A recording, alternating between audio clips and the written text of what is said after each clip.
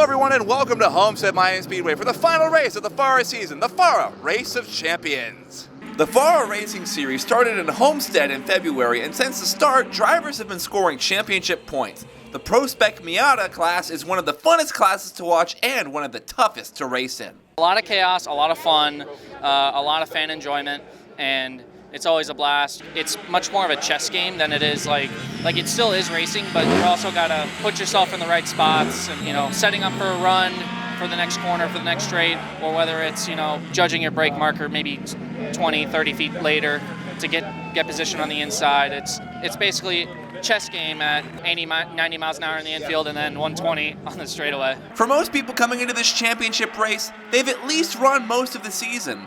But for Nathan Nicholson, this was not only his first race in FARA ever, but his first podium in FARA as well. Yeah, I came down here for some fun, didn't know if I'd be competitive or not, so to come down and have a little success, it's just a lot of fun. So, to kind of put this car up on the podium for these guys and show them that it can still do well means something. Aside from the Miatas and GT cars, there was also the Formula FARA class, a regional series where the best drivers can make their way to the FIA version of that Formula 4 and potentially make their way to Formula 1.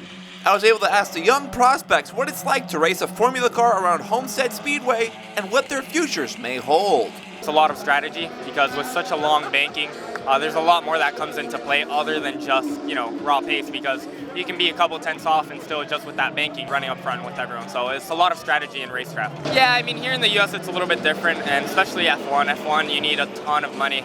So realistically, my goal is IndyCar or WEC and all the prototype type. A lot of wins, publicity, and just keep focusing forward and making the right decisions. It's definitely an option, but gotta look to see what all my options are. That's all the time we have today for the FARA Race of Champions. If you want to know more about this event or know where they'll be next, go to farausa.com to find out.